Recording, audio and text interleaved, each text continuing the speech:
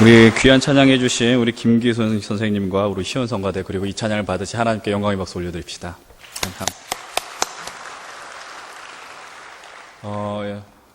오늘 잠실교회 성도님들과 말씀을 나누는 첫 번째 시간입니다. 제 개인적으로 첫 만남이라는 것은 아시겠지만 설레임과 기대감도 주죠. 그러나 또 나름 긴장감과 경계심을 주기도 합니다.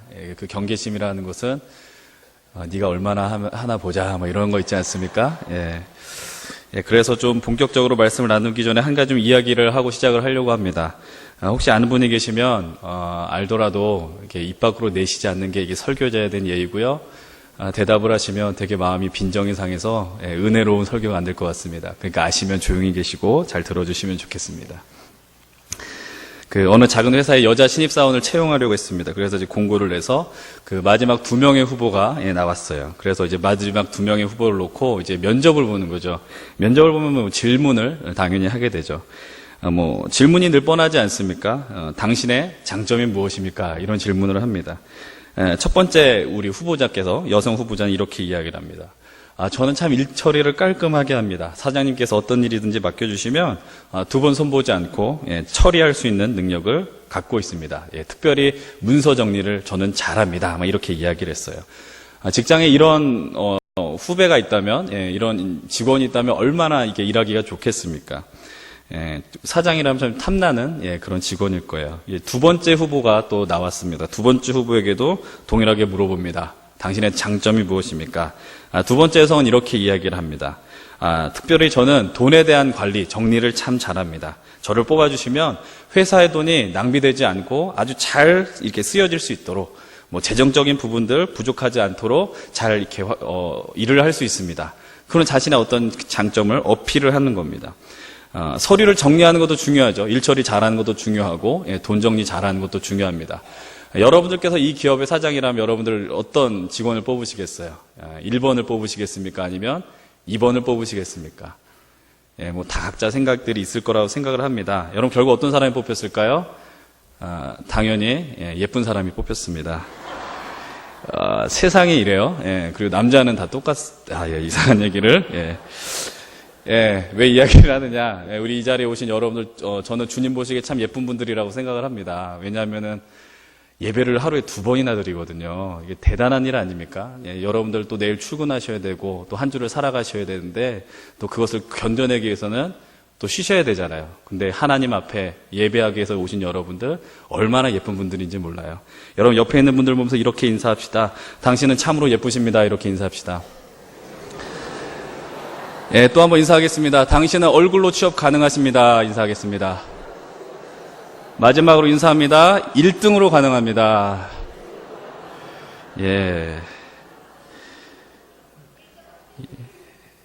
솔직히 믿어지지 않는데 이제 말하니까 좀 부담되시죠? 이렇게 하는 이유가 있어요. 이게 잘 들어주시라는 거예요, 제가.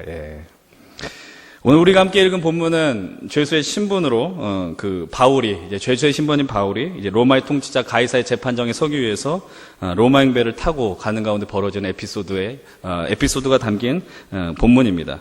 여러분 우리가 아시는 것처럼 바울이 로마로 가는 이유가 무엇입니까? 바로 단순히 그냥 최고 권력에 모여 있고 당시 최고의 문화가 있었던 난 로마를 가고 싶다 이런 마음이 아니죠. 내가 비록 죄수의 신분이지만 죄수의 신분이라도 모든 것이 모여있고 복음 전파가 가장 완벽하게 또 온전하게 이루어질 수 있는 그 로마로 간다면 내가 예수 그리스도의 복음을 더 온전하게 전할 수 있을 것이다.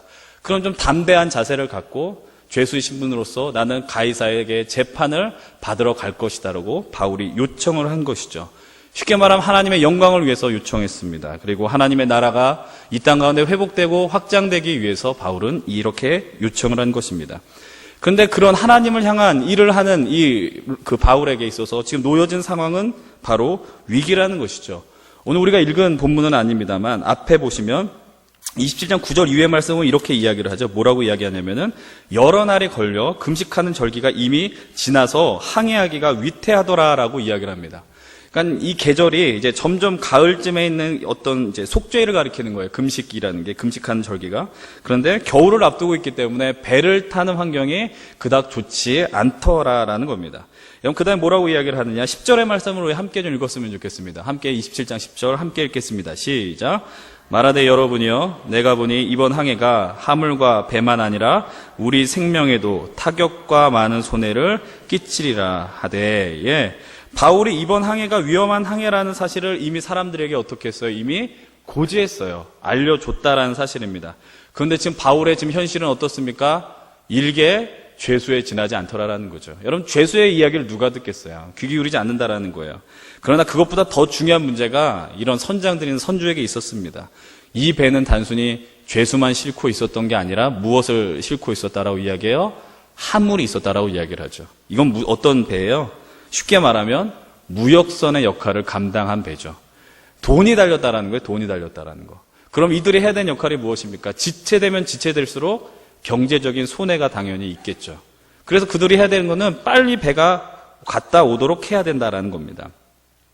여러분, 이런 것들이 참 사람들의 눈을 많이 어둡게 하죠. 예, 누가 봐도 이게 가서는 안 되는 길인데, 우리들도 마찬가지예요. 우리도 이런 것들이 삶의 기준이 될 때가 많이 있습니다. 오늘 본문의 메시지, 중심 메시지는 아니지만은 우리가 경제적 이익, 눈앞에 있어서 쉽게, 섣불리 덤벼들었다가 실패하는 경우들 많이 있었을 거예요.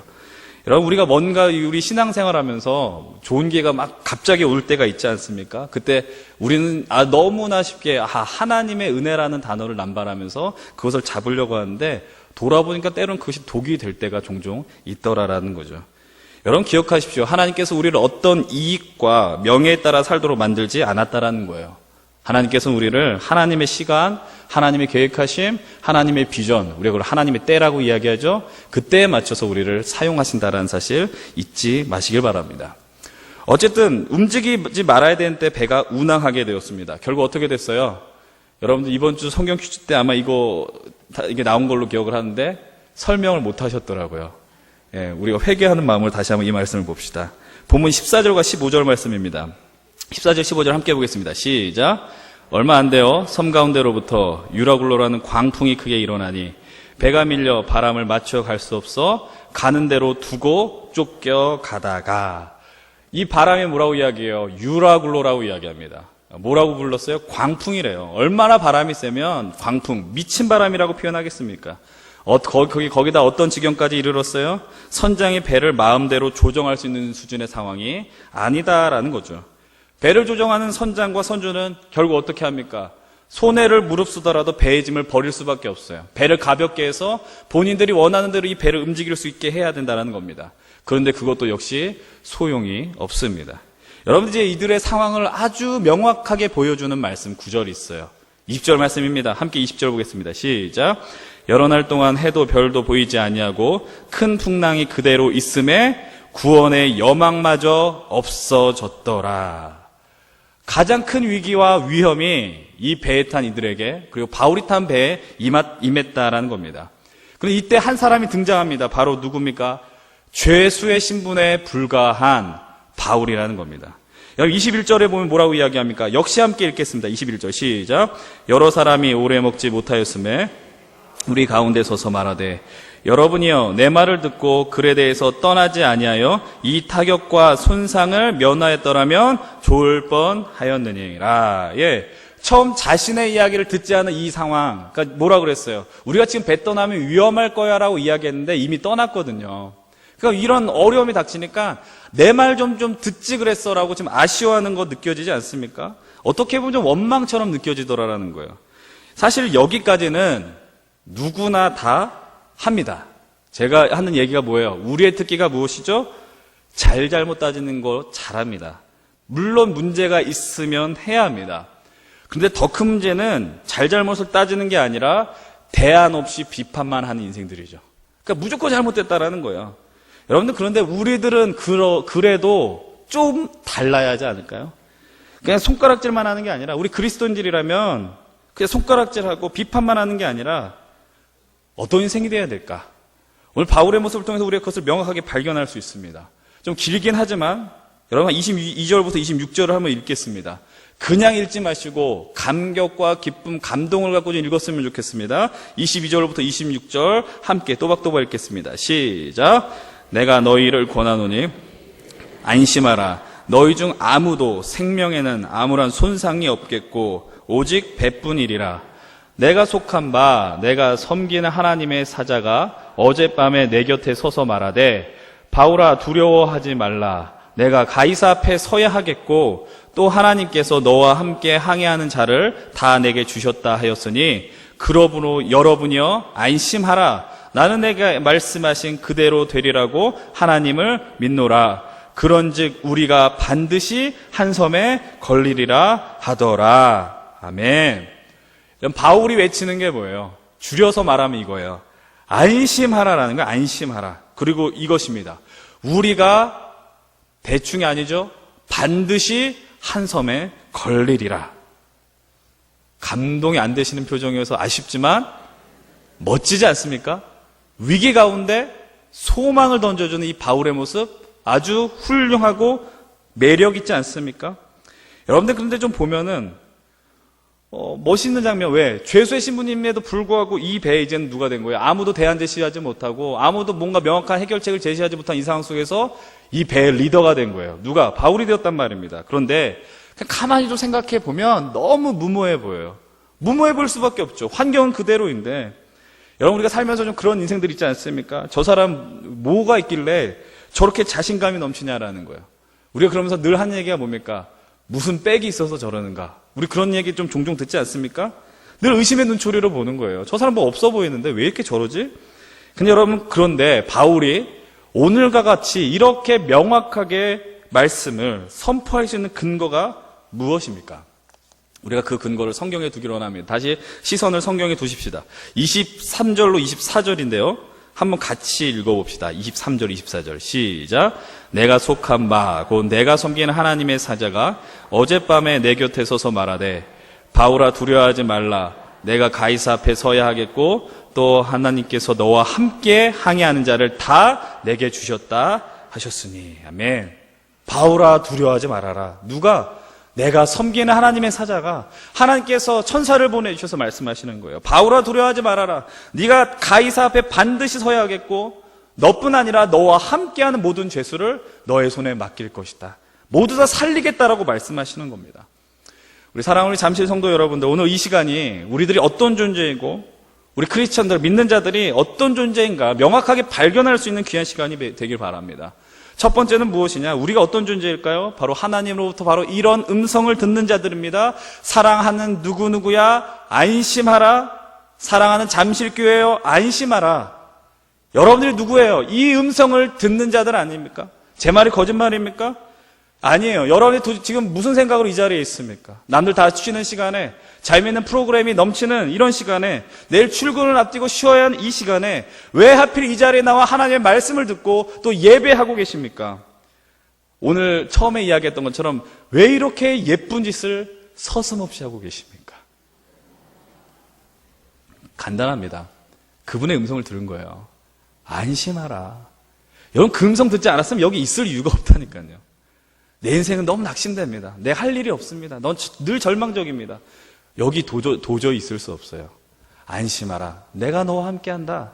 이 말을 들었기 때문에 여기 있다라는 겁니다. 그래서 우리가 뭐가 있어요? 각자 간증거리가 있는 거예요. 간증거리. 근데 10년 전 간증거리 말고 오늘의 간증거리도 있는 거죠. 계속 그런 일들이 있다라는 겁니다. 그분의 인도하심으로 말미암아, 외침으로 말미암아 내가 살아있다라는 거, 우리가 그것을 다 이 자리에 고백하지 않습니까? 그런데 이제 우리들이요, 그리고 그리스도인들이 단순히 안심하라는 음성만 듣고 살까요? 그것이 신앙의 전부라고 생각하면 그것은 오해가 되는 거예요. 안심하라는 음성만 듣지 않고요. 만약 그렇게만 여러분들이 이해하셨다면 우리의 믿음과 신앙을 아주 편협하게 만들어버렸다는 겁니다. 오늘 우리 바울의 모습을 다시 한번 기억하십시오. 바울이 인류 역사 가운데 가장 탁월한 복음 전도자이고 선교사였습니다. 근데 그러나 그에게 하나님의 사자가 밤에 나타났어요. 그리고 뭐라고 이야기합니까?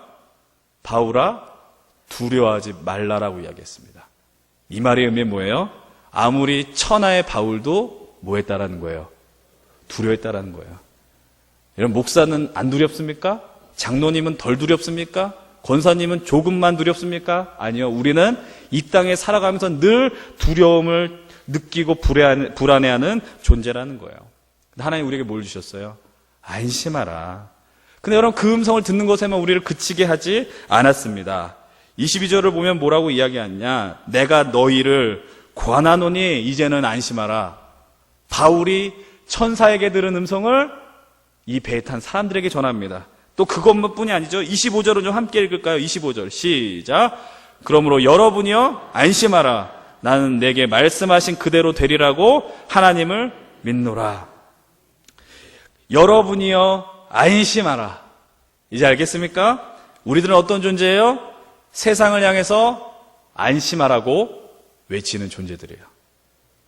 듣기만 하는 자들이 아니라 세상을 향해서 안심하라. 이렇게 자신 있게 외칠 수 있는 근거가 무엇입니까? 나의 믿음, 나의 어떤 행위? 아니죠. 살아계신 하나님. 나를 지금까지 지켜봐 주시고 지금까지 은혜를 베푸시고 늘 안심하라고 인도해 주셨던 그 하나님의 신실하심이 그렇게 나를 외칠 수 있게 하는 근거가 되더라라는 겁니다. 그렇게 인도해 주셨잖아요. 지금 여기에 그래서 있는 것 아닙니까? 또 인사해 볼까요? 옆에 있는 분들 보면서 집사님 안심하세요 인사하겠습니다. 장로님 안심하십시오. 권사님 안심하십시오. 옆에 인사할 분이 없으면 혼자서 그냥 안심하십시오 이러시면 돼요. 예. 여러분 두 가지 다 경험하셨어요? 안 경험하셨어요? 예, 물론 다 하셨어요. 안심하라고 여러분 들었고요. 안심하라고 외쳤습니다. 여러분 그런데 점점 우리가 시간이 지나고 제가 길 인생을 살지 않았는데 좀 보니까 세상 돌아가는 것을 보니까 우리가 살아가는 시대가 좀 이렇게 느껴지더라라는 거예요. 다시 한번 20절에 시선을 두세요. 뭐라고 이야기해요? 구원의 여망마저 없어졌더라라는 거죠. 여러분들 요즘 뉴스 보면 뉴스 키기가 막 되게 두렵지 않습니까? 요즘 이게 미국 뉴스인지 우리나라 뉴스인지 모를 정도로 정말 엽기적이라고 표현하잖아요. 너무나도 무서운 일들이 그 안에 일어납니다. 여러분 우리가 그리스도인들이 1000만이 넘었던 시절이 있었다라고 이야기했어요. 1200만 성도 이야기한 적이 있었습니다. 지금 100번 양보해서 담임 목사님 통해서 많이 들었겠지만 인구의 5분의 1 아마 정기적으로 예배 출석하는 분들은 500만도 많을 거예요. 500만도 되지 않을 거예요. 여러분들 교인들의 숫자가 준다고 하지만 절대로 적은 숫자가 아니죠. 만 단위도 큰데 100만 단위면 엄청난 거 아닙니까? 다시 말하면 이 대한민국 땅에 그리스도인들 많습니다. 그런데 왜 우리가 살아가는 이 시대 가운데 구원의 여망이 점점 사라지는 것 같은 것을 왜 보게 되는 것일까요? 왜 그런 느낌을 받게 되는 것일까요? 오늘 우리가 3.1절이라는 날, 우리나라의 이 일본의 압제 속에서 만세를 외쳤었던 그런 시간의 날 앞에 서 있습니다. 여러분 아실 겁니다. 3.1 독립운동 선언서 가운데 서명했던 33명의 사람 가운데 절반이 개신교인이었다는 사실이죠. 여러분 지금보다 기독교인 숫자는 훨씬 더 적었음에도 불구하고 그리스도인들은 당시 세상을 향해서 이렇게 외쳤습니다. 안심하라라고 외쳤습니다. 여러분 그것뿐만이 아닙니다. 수많은 일들이 있었습니다. 한국전쟁 후에 모든 나라의 기운이 바닥으로 떨어질 그때에 이런 가난농군학교를 세우고 이제 새마을운동의 모티브를 제공했었던 김용기 장로님 아마 기억하실 겁니다. 여러분 그분의 기도방 앞에 뭐라고 써있다라고 얘기하고 있어요. 기억하실 겁니다. 조국이여 안심하라. 멋지지 않습니까? 조국이 안심하라. 왜? 이 가난농군학교가 이 거지 같은 한국을 살리겠다 이겁니까? 아니에요. 조국이 안심하라. 조국을 위해 기도하는 누가 있다라는 거예요. 내가 있다라는 거예요. 대범한 표현 아닙니까? 조국이 안심하라. 그것이 우리 믿음의 선조들의 어떤 세상을 향한 외침이었어요. 한국 기독교가 세상을 향해서 대한민국을 향해서 외친 자랑스러운 역사였습니다. 그런데 세월이 지나서 이제는 한국교회, 교회가 교회의 권위를 드러내지 못하고 좀 거칠은 표현이지만 하나님의 영광이 이 땅 가운데 땅에 내동댕이 친 것 같은 그런 아픈 현실 속에서 우리는 이 세상에 소망이 되어지기는커녕 근심이 되어가는 것 같은 느낌을 받을 때가 많아요. 왜 그럴까요? 그건 간단합니다. 우리가 안심하라고 외쳤습니다. 그런데 우리끼리 외쳤습니다. 집사님 안심하십시오. 장로님 안심하십시오. 권사님 안심하십시오. 나의 사랑하는 자녀, 내 아들, 딸들아, 엄마 아빠가 이 교회에 나와서 기도할 테니 너희들은 안심하고 열심히 공부만 하고 있거라. 이런 식의 수준의 외침만 계속되었습니다. 결과는 어떻게 되었습니까? 역시 간단합니다. 우리들이 힘을 잃어버렸습니다. 그리고 이 위대한 선포, 안심하라는 이 메시지는 세상 가운데 우스운 메시지, 조롱거리로 전락했습니다. 그리고 그들은 이야기합니다. 너희들이나 잘하라라고 이야기해요. 너나 잘하세요라고 이야기하는 거예요. 여러분, 구원의 여망이 사라진 세상에서 사라진 그런 수준이 아니라 이제는 교회 안에조차도 소망이 없는 것 같고요. 사랑을 발견하기 어려운, 아무도 교회를 향해서 기대감을 갖고 있지 않은 이 시대를 우리는 지금 살아가고 있다는 겁니다. 우리 잠실교회는 부흥하고 있는 걸요. 우리 잠실교회는 말씀이 뜨겁고 충만하여서 우리는 신앙생활하는 거 행복하거든요. 여러분, 여기서 우리는 만족할 수 없다는 거예요. 이렇게 안심하고 만족하는 게 아니라 우리가 더 나아가야 될 단계, 오늘 바울을 통해서 우리는 발견해야 됩니다. 안심하라를 듣는 걸 통해 넘어서 안심하라라고 선포하는 걸 뛰어넘어서 더 나아가야 된다는 거죠.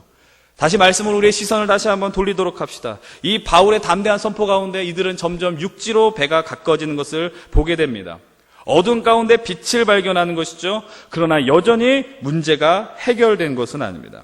그때 바울이 배에 탄 죄수들과 사람들에게 한 이야기가 있습니다. 본문 33절, 34절입니다. 함께 33절로 34절 읽겠습니다. 시작. 날이 새어가매 바울이 여러 사람에게 음식 먹기를 권하여 이르되 너희가 기다리며 먹지 못하고 줄인 지가 오늘까지 열 나흘인즉 음식 먹기를 권하노니 이것이 너희의 구원을 위하는 것이요 너희 중 머리카락 하나도 잃을 자가 없으리라 하고. 바울이 말씀 선포한 다음에 며칠의 시간이 지났어요? 2주의 시간이 지났습니다. 열 나흘이 지났습니다. 바울의 선포에 사람들이 힘을 얻었겠죠. 환경도 조금씩 나아지는 거예요. 아무것도 보이지 않았는데 빛이 보이기 시작하더라라는 겁니다. 살고자 하는 열망을 갖지만 여전히 쉽지 않은 상태죠. 아직 우리가 살은 상태가 아니기 때문에. 그때 바울이 이렇게 이야기를 합니다. 유진 피터슨이 기록한 메시지 성경을 참고해서 읽어드립니다. 동틀 무렵 바울이 사람들을 모두 불러 모아 아침 식사를 권했다. 우리 음식 없이 지낸 지가 벌써 열 나흘이 되었습니다. 아무도 음식 생각이 없었습니다. 하지만 이제 뭘 좀 먹어야 합니다. 기력이 있어야 구조도 되지 않겠습니까? 여러분은 상처 하나 입지 않고 여기에서 벗어날 것입니다. 여기에서 단 한 사람도 머리카락 상하지 않을 것입니다. 엄청난 선포를 지금 바울이 하고 있는 것입니다. 그러나 그 선포 가운데 그가 명확하게 외치는 메시지가 뭐냐라는 거죠. 바로 함께 먹자라는 거야. 음식 먹기를 권했다라고 이야기를 합니다. 우리 역시 말씀 한번 봅시다. 35절, 36절 계속해서 볼게요. 시작. 떡을 가져다가 모든 사람 앞에서 하나님께 축사하고 떼어 먹기를 시작하며 그들도 다 안심하고 받아 먹으니. 이제 우리가 어떤 존재인지 우리가 조금씩 발견해야 됩니다. 여러분, 세상을 향해 안심하라고 외치면서 불안과 두려움에 여전히 떨고 있는 사람들 많죠? 그들에게 어떤 이야기를 하는 겁니까? 함께 먹기를 권하는 거예요. 함께 먹자라고 이야기하는 거예요. 그리고 또 어떻게 합니까? 함께 먹어야 하는 자들입니다. 그들은 먹을 기력이 없는 자들이에요. 삶에 어떤 살고자 하는 열망이 없고 소망이 없어 보이는 자들이에요. 힘들지만, 그러나 어렵지만 그들 향해서 그래도 우리는 이야기해야 됩니다. 함께 먹자. 안심하고 너는 우린 살 수 있어라고 외쳐야 하는 거예요. 그냥 소심하게 외치는 거 아닙니다. 담대하게 외칠 수 있어야 됩니다. 그렇다면 여러분, 무엇을 먹기를 권해야 될까요? 무엇을 함께 먹어야 될까요? 간단합니다. 여러분들, 우리들이 갖고 있는 것입니다. 조금 더 명확하게 이야기하면 이것입니다. 여러분들이 남들보다 조금 더 가진 거. 여러분, 이런 이야기하면 동의가 안 돼요, 우리는. 없다고도 생각하니까. 아니요. 여러분, 우리가 남들보다 좀 가진 것도 있다라는 거죠. 이걸 개인적으로 적용하면 좀 부담이 되니까 좀 우리 교회를 확대해서 좀 설명해 드리겠습니다. 여러분, 우리 잠실교회를 접근하자면 하나님께서 이제 거의 약 40년 됐어요. 40년 전에 잠실교회를 세우셨습니다. 그 시간 동안 우리 원로 목사님과 수많은 이들을 통해서 우리 성도들에게 우리 교회에 엄청난 복을 주셨습니다. 이렇게 아주 훌륭한 멋진 공간에서 우리는 예배하고 있고요. 하나님의 일하신 가운데 우리가 그 역사 가운데 동참하고 있습니다. 이건 부인할 수 있어요? 부인할 수 없죠. 우리가 지금 이 자리에서 그 복을 지금 다 경험하고 있지 않습니까? 근데 하나님께서 왜 이 복을 주셨냔 말이에요. 왜 우리 이렇게 부흥케 하셨냔 말입니다. 여러분, 좀 원색적인 표현이지만 우리만 잘 먹고 잘 살라고 부흥을 주셨느냐? 대답하실 수 있습니까? 없습니까? 당연히 할 수 있죠. 아니잖아요. 같이 살라는 거 아니겠습니까? 왜 잠실교회를 특별히 이 가락동에 위치시켜 주셨을까요? 지난주 담임 목사님 설교처럼 왜 성동구치소 옆에 우리 교회를 허락하셨을까요?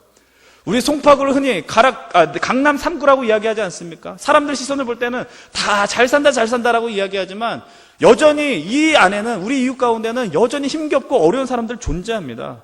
그런데 그런 지역에 왜 우리 교회를 허락하셨냐라는 겁니다. 함께 먹으라는 거야. 함께 나눠 먹으라는 겁니다. 교회는 복음을 전하기만 하면 되는 것이다. 맞는 말입니다. 복음 전해야 됩니다. 그러나 예배 때만 예수 그리스도 사랑이시다라고 외친다면 무슨 소용이 있겠습니까? 그 사랑을 증명하기 위해서 우리는 고군분투하는 인생이 되어야 되는 겁니다. 그래서 하나님께서 우리 담임 목사님을 보내주시고 많은 사역을 더 감당하게 하는 것 아닙니까? 여기에서 그냥 같이 먹읍시다가 아니잖아요. 여러분, 바울을 보십시오. 하나님께 축사하면서 먹었대요. 하나님께 감사한다라는 거예요. 이게 뭐예요? 믿지 않는 사람들과 함께 하나님 앞에 감사하고 영광을 돌리면서 같이 나눠 먹었다는 얘기입니다. 여러분, 조금 그렇다면 조금 폭을 좁혀서 개인적으로 접근해 보겠습니다.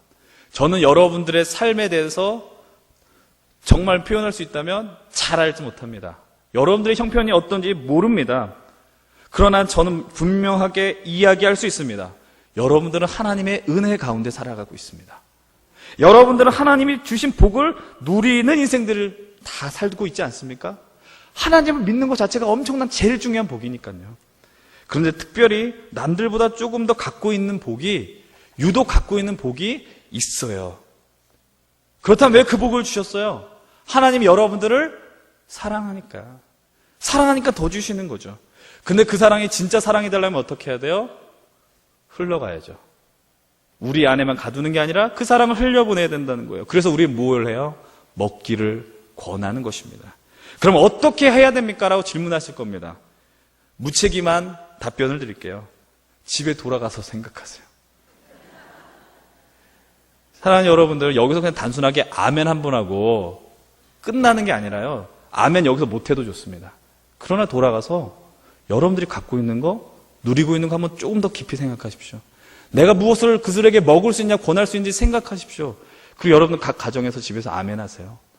여기서 굳이 그러니까 이런 얘기하면 또 아멘을 안 하려고 그러는데 아멘 하셔도 좋습니다. 그러나 즉시의 아멘이 아니라 돌아가셔서 내가 어떻게 살아낼 것인가. 그건 여러분들은 이 설교자가 다 이야기해 줄 수 없거든요. 여러분들 거기서 질문하시고 엎드려서 기도하시고 나가셔야 된다는 겁니다. 사랑하는 여러분, 이제 말씀을 정리하기를 원합니다. 그리스도인이란 늘 하나님 앞에 안심하라는 메시지를 듣는 인생임을 기억하십시오. 우리가 매 드리는 예배마다 무엇을 경험해요? 하나님의 인도하심, 하나님의 긍휼하심, 그리고 나를 살려주신 은혜를 경험하는 거죠. 여러분, 예배 자리 포기하지 마십시오. 말씀이 있는 그 자리에 생명이 있고요. 그 말씀 때문에 우리가 살아나는 것입니다. 그리고 여러분들 외치십시오. 여러분, 김용기 장로님처럼 이렇게 외쳐보세요. 세상이 안심하라. 조국이 안심하라. 송파구에 안심하라. 대한민국이 안심하라. 나의 가정이요. 일터에 안심하라. 잠실교회가 있다. 우리 잠실교회 성도들이 있다. 그런데 여러분들 그 외침이 진실이 되기 위해서는 우리가 놓쳐서는 안 되는 일, 같이 먹기를 권한 일 내려놓아서는 안 될 것입니다.